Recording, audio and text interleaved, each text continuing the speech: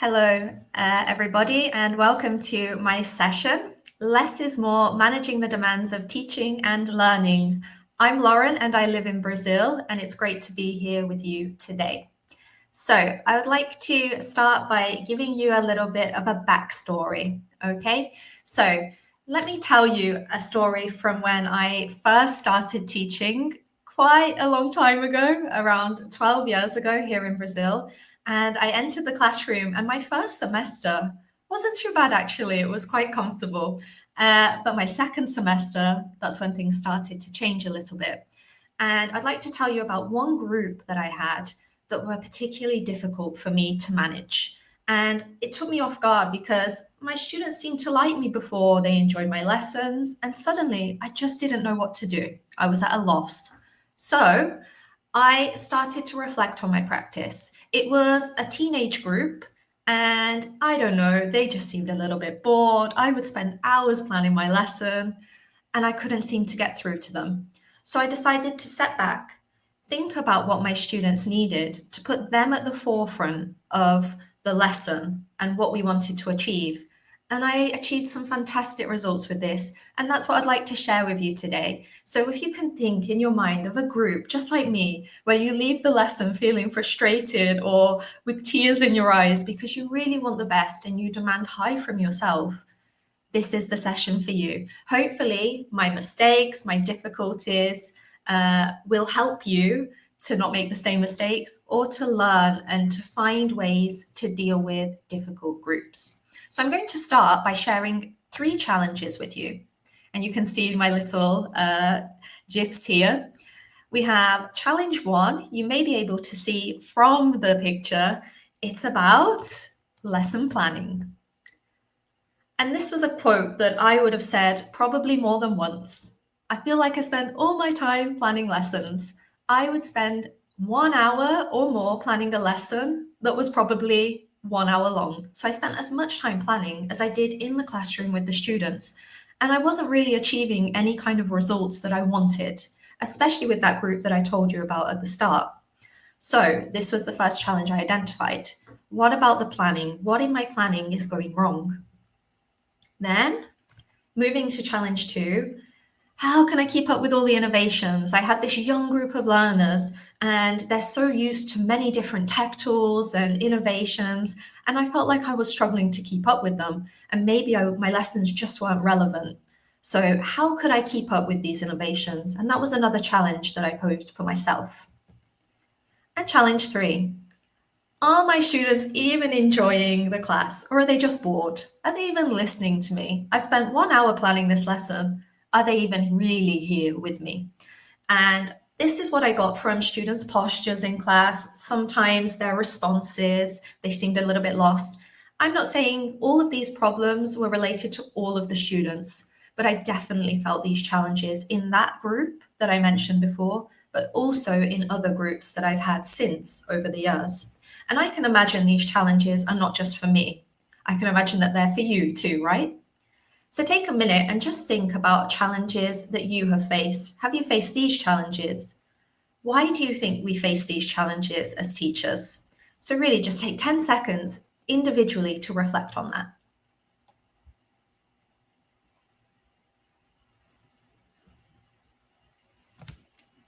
Now we come to some actions. So I took actions based on these 3 challenges. I can't share every action that I've taken over the years because we would be here for much longer than an hour, and unfortunately we don't have that much time. So I'm going to share a couple of actions that I took, and I'm going to show you an example of one of those actions in practice for each of these challenges. Challenge 1, lesson planning. Here is the action that I took. Adapting practice tasks to demand high. Focus on the word adapting. What I did, rather than creating whole new tasks, spending hours trying to create the perfect worksheet, I adapted what I already had based on my learners' needs and to demand high. This is an approach that is really useful, and I suggest that you go and search about it, and I'll share it in the reference list as well. The demand high approach is just a way of teaching so that we're really getting the most from our students. And I especially find with adolescents that this can be tricky because they really need to be pushed cognitively in order to stay engaged. So what did I do? I included less is more. This is a 3 times practice. If you've never heard of 3XP, again, I suggest that you go and explore and research this concept because it's really useful. What this allows us to do is practice maybe a language point 3 times using only one task. Thinking about lesson planning, that's much more efficient for us, but it's also very effective for the learning process. And the idea is that if the student practices the same task that's been adapted slightly 3 times, they can build up the level of challenge and really feel a sense of progress. Another thing that I did related to lesson planning is I focused on actions rather than materials. I decided that the lesson is not the book, the lesson is not my worksheets, the lesson is the students, their interactions, and how meaningful that interaction is to them, and also the success, how far they're able to achieve the objectives by the end of the lesson. So what I did was, rather than focusing on cutting out materials, creating perfect worksheets, spending 1 hour looking for the perfect video to contextualize a lesson, what I did instead was, in my lesson time, my planning time, I focused on how are students going to interact in that task? Are they going to be in groups? Can they go to a different room to make it more interesting for them? Also, what kind of feedback am I going to give to them after each practice task so that they can improve the next time that they do it? So I focus on things that you can't see, but they are really important for the lesson. Now I'm going to give you an example of a 3 times practice that I did with my group. This is a task that came from the student book that we use at my language school, Cultura Inglesa. And this was an activity related to synonyms. So how to avoid repetition and how to use synonym and expand vocabulary. So you can see here we have column A, the first column in white and the column in blue. All the students had to do was match the synonyms. So if you look at the first one, trip matches with journey in the blue column. And I gave them some time to do that individually. Then we went to practice 2. Again, this is the same task, the same column of words. What I've done is changed and adapted what students are going to do. So these words, they came from a listening activity, so they were contextualized. They didn't come from nowhere. That's really important to make the language meaningful. But they were looking at these words on word level. Do I understand the meaning? Well, then we wanted to allow students to use these words in context to know that they really can use them appropriately, both in terms of the meaning and how the words are formed and used within a sentence. So I put students into 3 groups, and each group were responsible for creating sentences for each of the synonyms. So group 1, they wrote a sentence for trip, a sentence for journey, a sentence for spot, a sentence for location. And they were able to explore the differences in these synonyms, how they can be used slightly differently. Of course, I was monitoring and giving feedback throughout. The reason that I did this as a group task was to give students a chance to work together, to be collaborative, to ease the anxiety, because this is not a test, we just want them to learn. And also it was time saving, because if I asked all the students to individually write sentences, there just wouldn't be time. So we had to think about that as well. Then we went on to practice 3. Now, practice 3, again, we have the same activity, but it's a much freer activity now. So tell your classmates about a travel experience. And then I gave them a challenge, especially because I had a group of adolescents, students that were younger. They may not make use of the language we're studying. So I gave it them as a challenge to add a bit of engagement as well. So they had to tell about an experience using at least 4 of these. This allowed them to make the language more meaningful and personalized to their situation, which is, of course, very important as well. As you can see, between each practice, I had a feedback moment. So they really understood the meaning. I gave some feedback if I realized they weren't quite sure on the meaning. Then after practice 2, I gave some feedback on their sentences, on how they formed the sentences, if there were any errors. And feedback 3, I gave feedback on their communication. So this is a great stepping stones for improving their use of language. So that's an example of a 3 times practice. Now we're going to go on to my second challenge. If you can remember, it was more about innovation and technology. And what I realized was I was just trying to use any new tech tool that I heard of. I tried to use in my lesson, but I didn't really think about how this was going to help learners achieve their objectives and whether students would really get anything from the activities I was proposing. So just giving a Kahoot, then changing to a quizzes, all of these tools that we have online to do the same thing, I decided to be a bit more intentional about what I was doing. So the use of tech tools to enhance communication. I wanted, if I was going to do some kind of innovation in my lesson, I wanted it to enhance communication. So I focus on collaborative tools. This means tools that students can use together at the same time. And I'm going to show you an example of this in 1 minute, okay? The idea of having a tool that all students can use in a lesson is to help build this sense of community overall. I also wanted to make sure I invest time in learning to learn, in learner training. Sometimes when we try and introduce some innovation or technology, our students can shut off a little bit. I don't know how to use it, and they freak out. But what we want to do is we want to help them with this challenge, because out in the real world, they're not only going to be using English, they're going to have to deal with technology. They're going to have to deal with innovations. So how can I help my students with this life skill as well as the English that we're focusing on in class? So I'm going to show you an example of a task I did with a collaborative tool. Let me just show you here. So what did we have here? This was, I use Google Classroom because my institution, Cultura Inglesa, they have Google Suite, and we use the Google tools. If you want to use any of them, you can find very quick, easy tutorials, probably on YouTube. You just Google Classroom, and you're going to find a tutorial of how to use it if you're not familiar.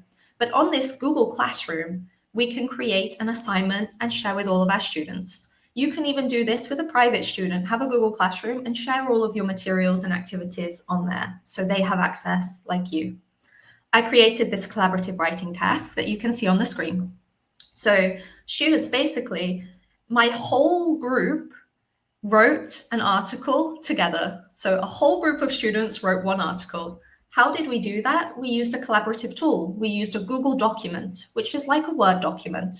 It was blank with this table that you can see on the side, group 1, group 2, group 3, and group 4. And each group were responsible for writing a paragraph, but they also had to look back at their classmates' paragraphs to make sure that the text flowed overall. So they also had the chance to give peer feedback, peer correction. Each group looked back at the other group's production and helped each other to improve it. So this was very collaborative.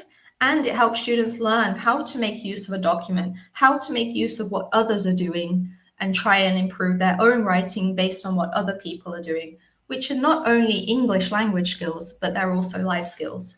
And of course, at the end, I was able to go through their article and give some overall feedback to the whole group. So this is great when you've got a large group of students, you don't have much time for all of them to write their own text. You could have them do something like this. Finally, my third challenge related to students' participation and maybe boredom, maybe they're tired. How can we manage this in the classroom? Well, what I decided to do for this challenge was focus on learner needs and adapt the plan. That beautiful plan that I spent 1 hour writing, I decided to spend less time on doing that and more time exploring what students need. So, what did I do? I decided I was going to foster curiosity. In order to foster curiosity and explore ideas and questions that students brought to the lesson, I needed space in my lesson plan. As teachers, we often write our lesson plan and we don't have any room for anything else. We're going to go to this task, contextualization, to language presentation, to practice, feedback, and there's no space for anything else.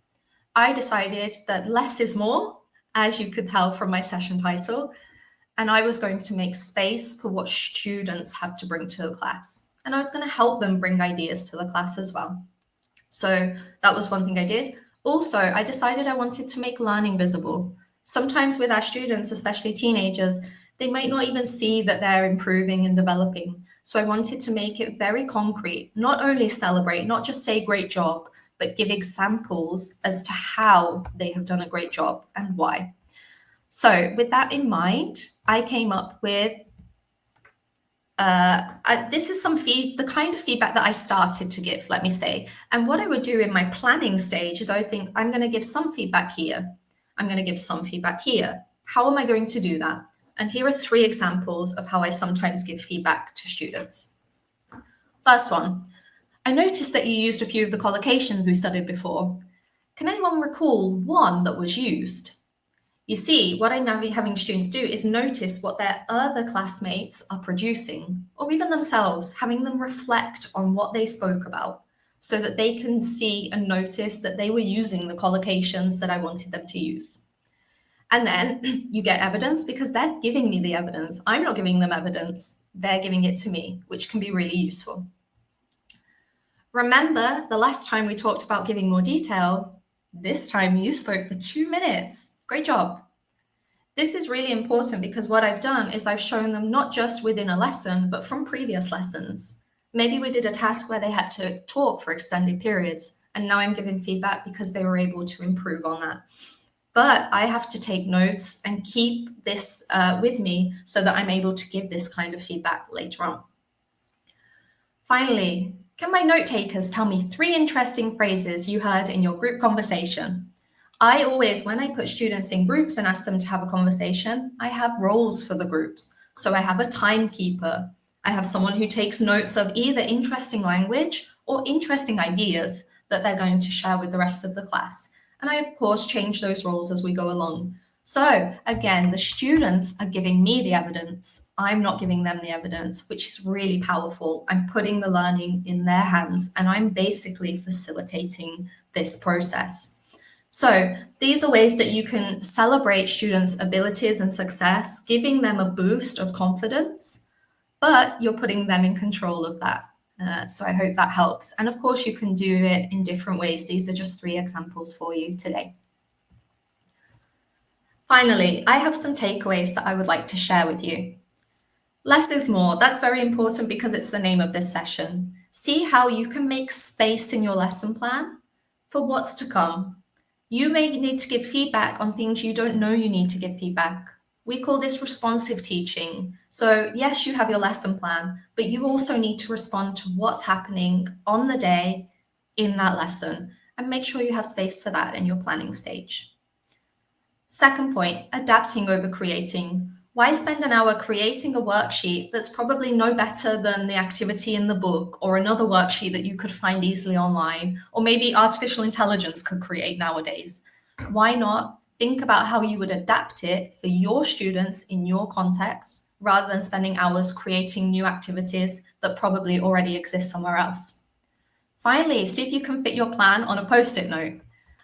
This will help you to spend less time in your planning. Be curious, encourage curiosity. If we want our students to be curious and ask questions, we have to show them that that's possible. So we have to be curious about them, and that's much more likely to foster curiosity in our students. And finally, I encourage you to celebrate the small wins, giving evidence. So it's not just words, you're giving evidence to show that students have been improving, and that will give them the boost of confidence. These were my takeaways, and I hope that some of them can help you with your challenges in your context. Thank you so much for your time, everyone. And here is my reference list if you'd like to take a look for yourselves. Thank you.